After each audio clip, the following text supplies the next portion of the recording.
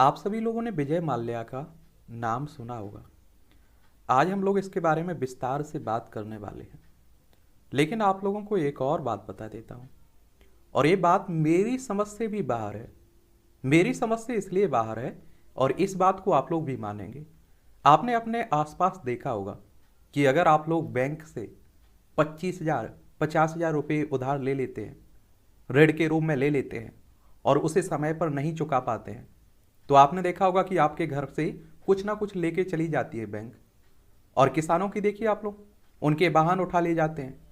कई बार खबरें तो ये आती हैं कि आप देखिए उनके जो पशु रहते हैं उन्हें भी ले जाते हैं साथ में। लेकिन एक ऐसा व्यक्ति जो आप देखिए हजारों करोड़ रुपए लेके भाग गया है, और उस पर एक फैसला आता है और उससे कहा जाता है कि आप $40 मिलियन को 4 हफ्ते में चुकाइए, वरना आपको 2,000 रुपये तक का जुर्माना हो सकता है और 2 महीने की सजा हो सकती है अगर आपने जुर्माना नहीं चुकाया तो। आप देखिए, अजब गजब कहानी आप लोग कह सकते हैं। खैर, इस पर हम लोग क्या टीका टिप्पणी करें, आप लोग सब समझते हैं। और राजनीति में भी अच्छी पैठ रही है, और आप देखिए बड़े बड़े राजनेताओं के साथ घुल मिल कर रहा है, तभी आप देखिए कि इतना लूट कर भाग सका।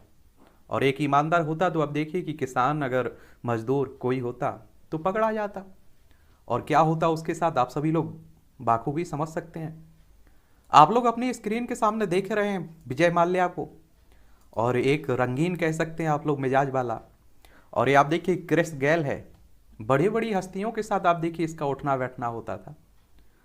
तो इसके बारे में अगर हम लोग बात करें तो विजय माल्या का जन्म आप देखेंगे तो 18 दिसंबर साल 1955 में पश्चिम बंगाल के कोलकाता शहर में भारत की महान उद्योगपति विट्ठल माल्या के घर में इसका जन्म हुआ था। और उनके पिता के उस दौरान यूनाइटेड ब्रेवरी ग्रुप के चेयरमैन थे, और उनकी मां का नाम ललिता रमैया था।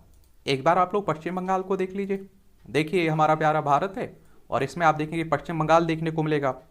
और आप देखेंगे कोलकाता इसकी राजधानी है। पश्चिम बंगाल की राजधानी क्या है? कोलकाता देखने को आपको मिलेगी। और इसकी सीमा आप देखें तो उड़ीसा से लगती है, झारखंड, बिहार, सिक्किम और असम 5 राज्यों से सीमा लगती है। अंतर्राष्ट्रीय सीमा नेपाल, भूटान और बांग्लादेश से लगती है। आप देखेंगे यहाँ विधानसभा में 294 सीटें हैं, लोकसभा में 42 सीटें हैं, राज्यसभा में आपको 16 सीटें देखने को मिलेगी। और राजनीति की अगर हम लोग बात करें तो विजय माल्या राज्यसभा सदस्य भी रहा है, तो आप समझ सकते हैं कि राजनीति में कितनी उसकी पैठ रही होगी। अगर हम लोग विजय माल्या की शिक्षा की बात करें तो विजय माल्या की शुरुआती पढ़ाई लिखाई कोलकाता की ला मार्टिनियर स्कूल से हुई थी। इसके बाद उसने सेंट जेवियर कॉलेज से कॉमर्स में हॉनर्स के साथ स्नातक की पढ़ाई पूरी की। और उसके बाद आप देखेंगे कि अपने कॉलेज के दौरान विजय माल्या ने अपने पारिवारिक व्यापार में इंटर्न के तौर पर काम किया, और कालांतर में होचेस्ट एजी के अमेरिकी विभाग में अमेरिका में रहते हुए इंटर्नशिप की। और विजय माल्या की अगर निजी जीवन की बात करें तो काफ़ी रंगीन भरा रहा इनका मिजाज। विजय माल्या की साल 1986 में मुलाकात एयर इंडिया की एयर होस्टेस समीरा त्याबजी से हुई, और जिसके बाद उन्होंने उससे शादी कर ली। और उसके बाद शादी के बाद दोनों का एक बेटा हुआ जिसका नाम सिद्धार्थ माल्या है। हालांकि यह शादी ज़्यादा दिन तक नहीं चल सकी और दोनों का तलाक हो जाता है। इसके बाद विजय माल्या ने साल 1993 में अपने बचपन की दोस्त रेखा से शादी की, और दूसरी शादी से माल्या को 2 बेटियां हैं, एक तो तनया माल्या और लेन्या माल्या। बड़े लोग हैं, कहते हैं ना कि बड़े लोग कुछ भी कर सकते हैं। बिजनेस की बात अगर करें हम लोग करियर की, तो 1983 में सिर्फ 28 साल की अवस्था में यानी कि उम्र में विजय माल्या को यूनाइटेड ब्रेवेरियस ग्रुप का चेयरमैन बनाया गया था।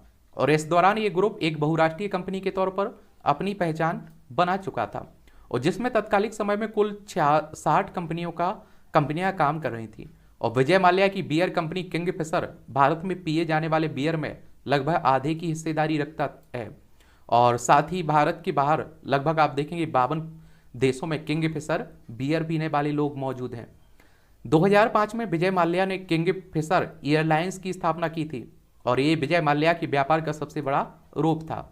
हालांकि जल्द ही इसे बंद करना पड़ा था, क्योंकि आप देखेंगे 2013 के दौरान किंगफिशर अपने कर्मचारियों की 15 महीने की तनख्वाह देने में असमर्थ सिद्ध हुआ और इस एयरलाइन कंपनी का लाइसेंस रद्द कर दिया गया। और इन्होंने कई वर्षों में कई सारी कंपनियों को खरीदा, जिसमें आप देखेंगे 1988 में क्रोमेस्टोन है और बेस्ट है, वर्जर पेंट्स है, 1990 में मंगलोर केमिकल एंड फर्टिलाइजर आदि शामिल है।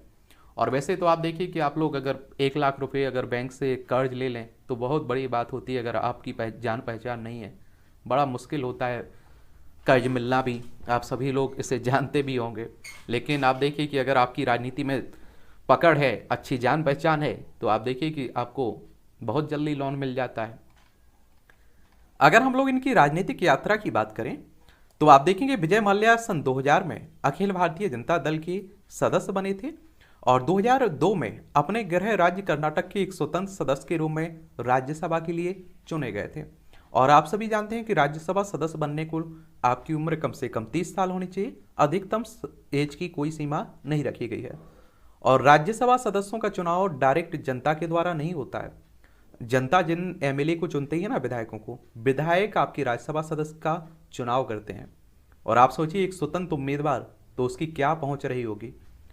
2003 में सुब्रमण्यम स्वामी के नेतृत्व में जनता पार्टी में शामिल हो गए थे और 2003 से 2010 में जनता दल के राष्ट्रीय कार्यवाहक अध्यक्ष के रूप में भी इन्होंने काम किया। आप देखेंगे कि 2010 में दूसरे कार्यकाल के लिए राज्यसभा के लिए फिर से चुने गए, हालांकि इस बार वह भाजपा के एक सदस्य के रूप में चुने गए थे। तो भारतीय जनता पार्टी से भी संबंध रहा है इनका।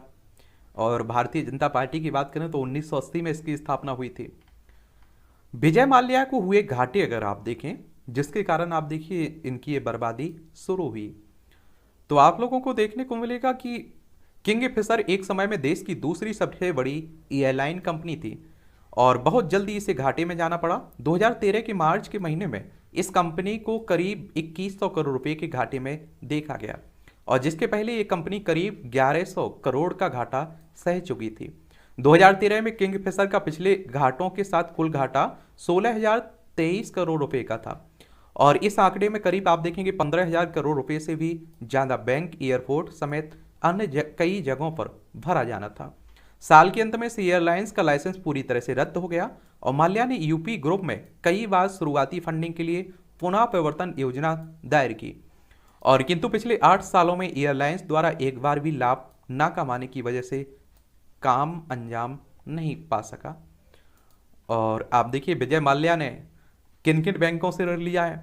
इसमें state bank of India, Punjab national bank, bank of India, bank of Baroda, United bank of India, central bank corporation bank, state bank of Mysore, Indian overseas bank, federal bank. आप समझ सकते हैं कि किसी बैंक को लगभग नहीं छोड़ा। एक और बात बताऊंगा आपको, इन्हें कुछ पुरस्कार भी मिल चुके हैं, तो ये भी देख लीजिए। 1997 में प्रोफेशनल स्टडीज के लिए दक्षिण कैलिफोर्निया विश्वविद्यालय द्वारा बिजनेस एडमिनिस्ट्रेशन में डॉक्टरेट ऑफ फिलॉसफी की डिग्री प्राप्त की और फ्रांस में उच्चतम नागरिक पुरस्कार से भी सम्मानित किया गया। और आप देखेंगे विश्व आर्थिक मंच द्वारा ग्लोबल लीडर फॉर टुमारो शीर्षक के साथ सम्मानित किया गया। 2010 में द एशियन अवार्ड्स में एंटरप्रेन्योर ऑफ द ईयर पुरस्कार से भी सम्मानित किया गया। आप देखिए इन्हें कोई फर्क नहीं पड़ा है। अभी आप देखिए जहाँ भी हैं वहाँ बिंदास जिंदगी जी रहे हैं, समझ रहे हैं आप लोग। तो ये भी हाल है इनका। और एक कई खेलों के साथ भी जुड़े रहे हैं और आप देखिए टीमों को खरीदते थे, आपको मालूम भी होगा। तो आप देखेंगे कि formula 1 race, Mallya Force India के F1 रेसिंग टीम के पहले स्पायर सह मालिक हैं और माल्या और नीदरलैंड की मूल परिवार ने 88 करोड़ यूरो में स्पाइकर F1 टीम खरीदा और दल ने इसका नाम 2018 से फोर्स इंडिया F रख दिया था। तो इससे भी जुड़े हैं। भारतीय ग्रैंड फिक्स, माल्या ने भी भारत में एक फार्मूला 1 की दौड़ करवाने में दिलचस्पी दिखाई और नई दिल्ली के पास ग्रेटर नोएडा लक्ष्य है और track designer Hermann Tilke, F1 boss Bernie Ecclestone और दिल्ली के मुख्यमंत्री Sheila Dikshit F1 track designer Hermann Tilke ने एक खाका मोनाको की सड़क दौड़ की तरह नई दिल्ली में तैयार की थी और पहली भारतीय F1 दौड़ 2009-10 में होने की योजना थी, लेकिन आप देख रहे हैं कि क्या हाल है।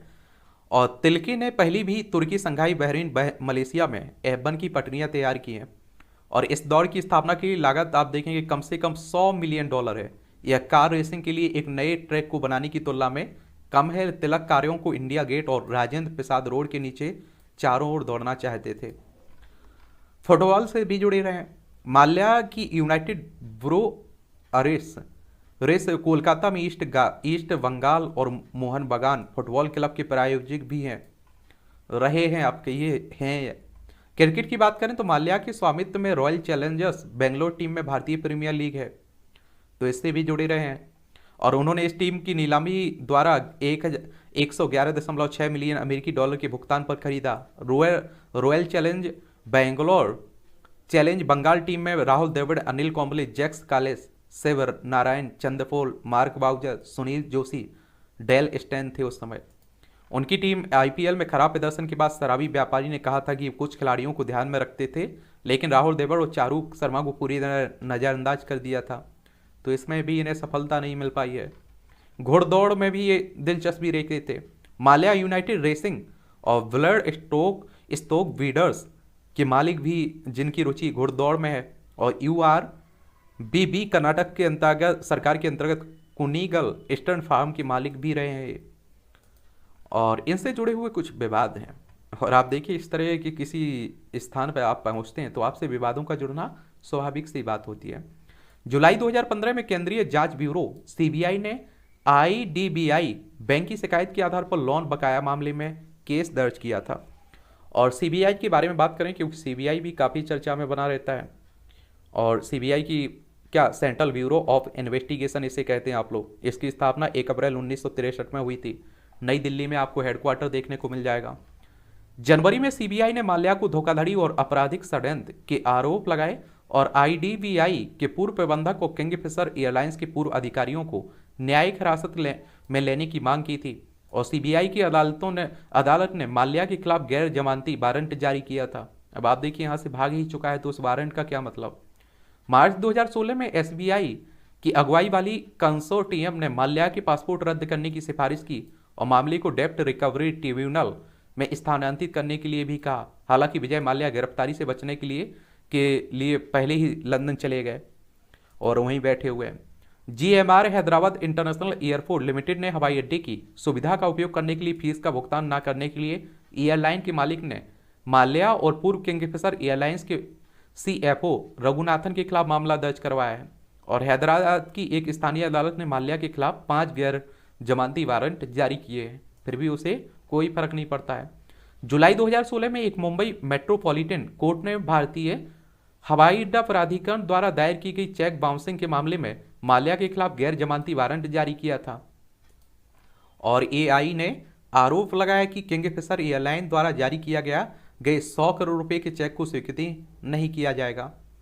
और आप देखेंगे आयकर विभाग ने 2013 में कर्नाटक हाईकोर्ट में 3 वित्त वर्ष 2009 से लेकर 12 से संबंधित किंगफिशर एयरलाइंस की ओर से 325 करोड़ रुपए की बकाया राशि की मांग की थी। और विभाग ने आरोप लगाया था कि इन 3 वर्षों के दौरान कर्मचारियों से स्रोत में कटौती कर जमा नहीं कराया गया था। तो ये भी और एक बात आप लोगों की समझ में भी आ गई होगी। देखिए ये जो नियम कानून होते हैं ना, ये हमारे और आपके लिए, गरीब आदमियों के लिए होते हैं। गिरफ्तारी की बात करें तो लंदन में रह रहे विजय माल्या को स्कॉटलैंड यार्ड ने भारत अथॉरिटी की तरफ से धोखाधड़ी के मामले में गिरफ्तार भी किया था। और इस केस में उन्हें लंदन के वेस्टमिंस्टर कोर्ट में पेश किया गया था, जहां उन्हें 3 घंटे के अंदर ही जमानत मिल गई थी। और भारत सरकार ने विजय माल्या को पहले से ही देश से भगोड़ा घोषित कर रखा है। और विजय माल्या की गिरफ्तारी भारत के central bureau of investigation and enforcement की तरफ से किया गया आग्रह पर की गई थी। हालांकि भारत सरकार भ्रष्टाचार पर सख्त दिख रही है और सरकार ये उम्मीद बांधा रही है कि जल्द से जल्द विजय माल्या पर कार्रवाई की जाएगी। और भारत सरकार के अधीन तमाम ऐसी एजेंसियां विजय माल्या के पीछे लगी हुई हैं। कब सफलता मिलती है ये तो आने वाला वक्त ही बताएगा। और आप देखिए 2014 के पहले जब आप देखिए कि प्रधानमंत्री की रेस में मोदी साहब चल रहे थे, तब ऐसा माना जा रहा था कि जो भाग चुके हैं यहाँ से कर्ज लेकर, जो फ्रॉड करके, उन्हें भारत लाया जाएगा, उनसे कर्ज वसूला जाएगा। लेकिन आपके सामने है, आप लोग जानते हैं कितना कर्ज आ चुका है, कितना काला धन आ चुका है, कितनी वसूली हो चुकी है। तो ये कहानी है विजय माल्या की। और भी बताइए, अगर किसी के बारे में बात करनी हो तो उस पर भी हम लोग बात कर लेंगे। उनके बारे में भी जान लेंगे। ठीक है।